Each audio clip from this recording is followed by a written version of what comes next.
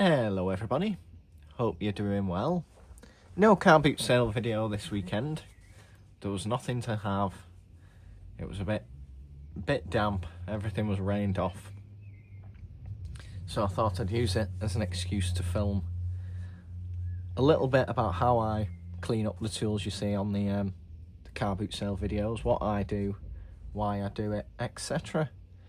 So, get yourself a cup of tea, cup of coffee, sit back, relax, and I'll go through what I do and why I do it. So my restorations aren't really restorations per se, more of a clean-up. I think that's a better way of doing it. To take things like these Kreuter needle nose pliers from a rusty surface to something that people wouldn't automatically deem as junk. So any improvement is good, and anything that preserves them, makes them last a bit longer, keeps them in service, is something worth doing. Now, you don't need fancy tools for this. You can get away with most things with just a hand wire brush. The only difference is speed, time. So some of my first restorations were done with nothing more than a wire brush, or better yet, and still the technique I use on the finer tools, is just a bit of quadruple zero wire wool, very fine, and some light oil. It's all you need to get started. That will improve most things, and it's the only thing you can use to improve the more delicate items. So if this was worth a lot of money or had significant provenance to it or something, you wouldn't want to go straight at it with an angle grinder.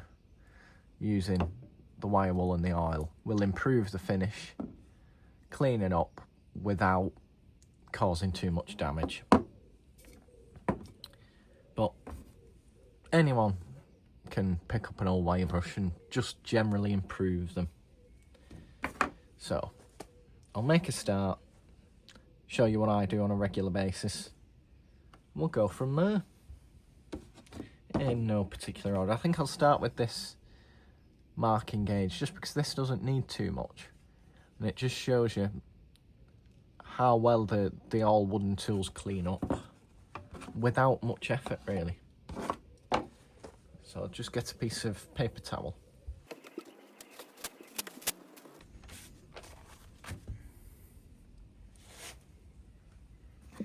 And a bit of wire wool. So, first things first, see if I can disassemble it and deal with each component separately. Take your wire wool, don't need the paper towel just yet, and just burnish the surface. This will get any rough oils, stains, bits of glue, etc. off, and open up the surface of the wood to allow for some feed.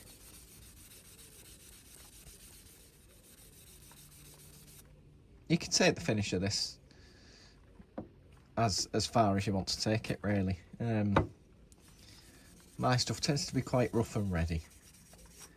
As long as it's preserved, I'm happy. And then if at a later date you want to take it further, you can.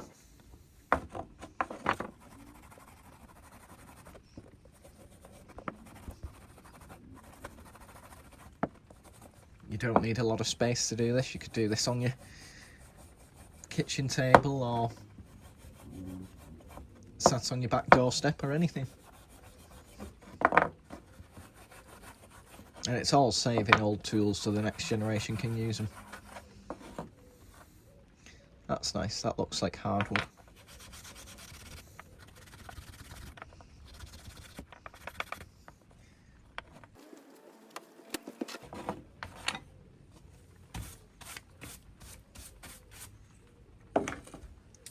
So that's all of them loosely prepared. Just take a piece of kitchen towel or an old cloth. Old cloth works better, but whatever you've got, tea towel, old t-shirt. I'm just using teak oil for these. That's what I tend to use on my boxwood rules. So all of these here have had the same treatment. Just a light wire wooling, and then a nice feed with a teak oil or a orange oil, lemon oil, any of the quite light, not very thick furniture oils.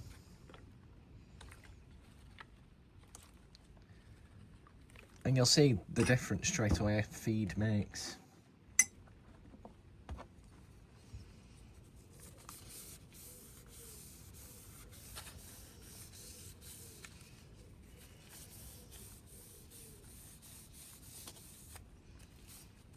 And I tend to put a bit too much on the first time round and let it soak in while I do the others.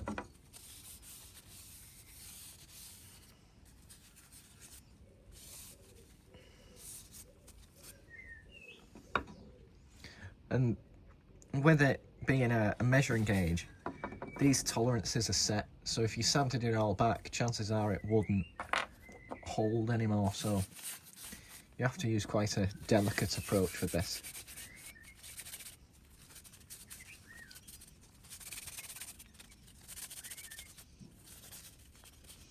And you can do this a couple of times, apply a few coats.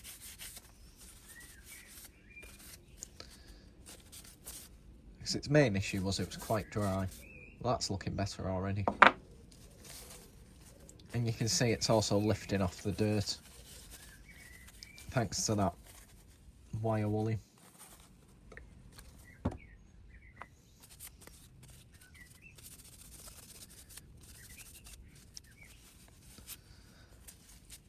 So we'll leave those items to soak, and we'll make a start on the hammer, I think. Now, whilst I did say you can do things by hand with a hand wire brush, it's much quicker to use some form of powered wire wheel. So I've got one on an old bench grinder. You can get them that go in hand drills, pillar drills, etc. And it just speeds things up. So on the left hand side I've got a wire wheel. On the right hand side I've got what's known as a fibre wheel, which is a Scotch-Brite sort of material that helps polish things up. So we'll give these pliers and this hammer head a bit of a wire brush, and you can see the improvement you get from not much time.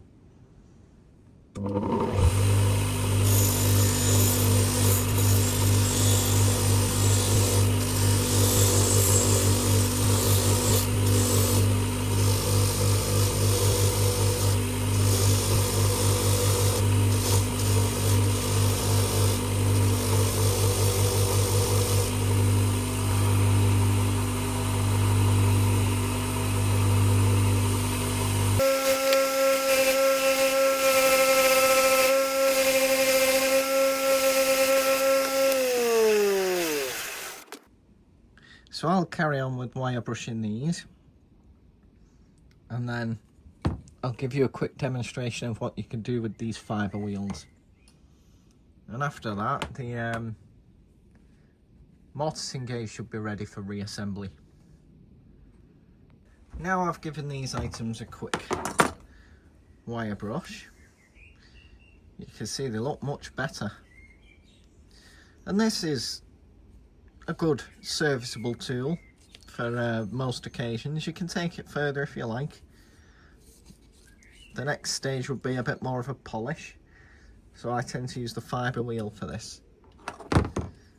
But you could just oil these now and they'd be a good serviceable tool. Now you can read that logo nice and well.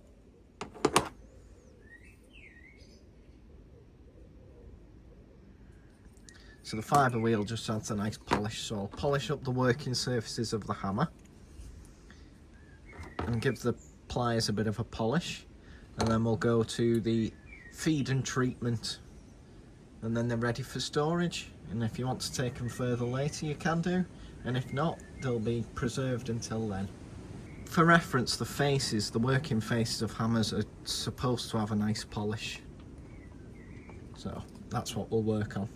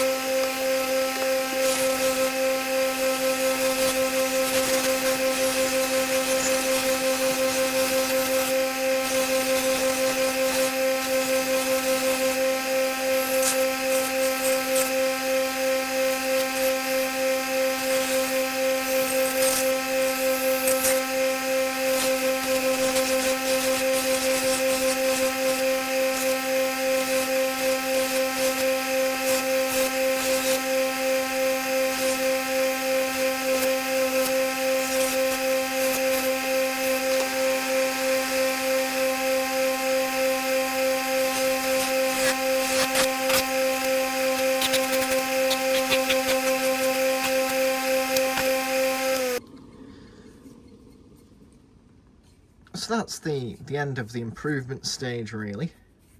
Now it's just a matter of feeding them and protecting them so the condition doesn't worsen over time.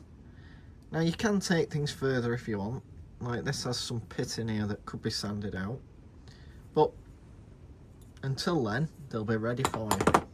So I'll just jump over to the other bench and show you how I finish them and preserve them ready for storage. And now we're back at the bench for the finishing stage, the preservation, so the oiling, the feeding, the preserving. Look how nicely that's come out after its feed. Now you can reapply that teak oil a couple more times yet, just to really nourish the wood, but it does improve the finish. I think this is a combination of oak and ebony, or teak, so that's quite nice. Handles I tend to treat with boiled linseed oil, and the heads as well. I find it works for both. The key point is to pay particular attention to that head and the eye. Nourish that with as much linseed oil as you can get in. Helps to keep the head firm. So we'll do that now. This, with it being hardwood, I won't linseed oil. I'll use the teak oil on that.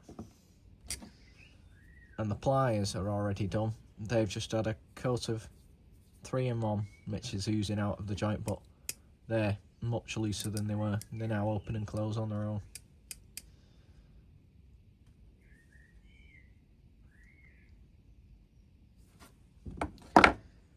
Well, we've already got a cloth with teak oil on, we'll do the scraper first.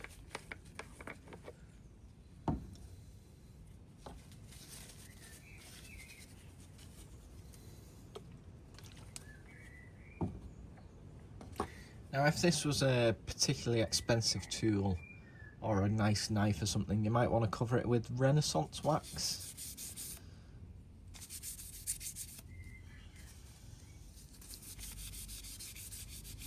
And it will darken the wood, but it will nourish it. Teak oil's good for hardwoods.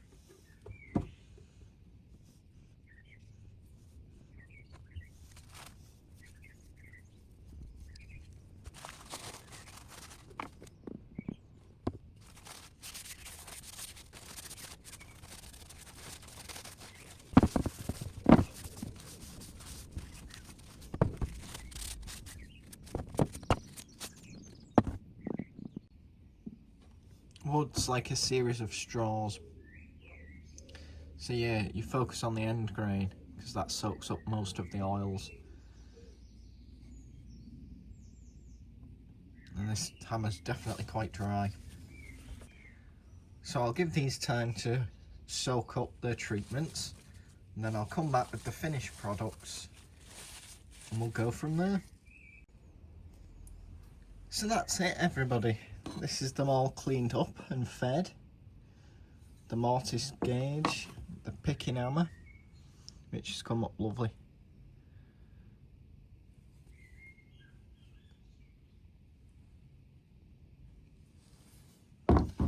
The Tyzac scraper with the ebony and brass handle.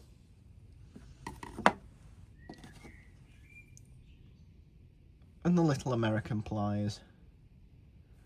So I just wanted to do this quick video to show you that anyone can clean up old tools.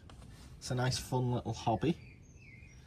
And you don't need any expensive tools to start with. You can just start with some wire wool and some oil. So in the end cards I'll put some before and afters for you. It'll be back to business as usual next week with a car boot sale when I'm back from holiday. I hope you've all enjoyed. Thank you very much for watching. See you on the next one. Bye bye.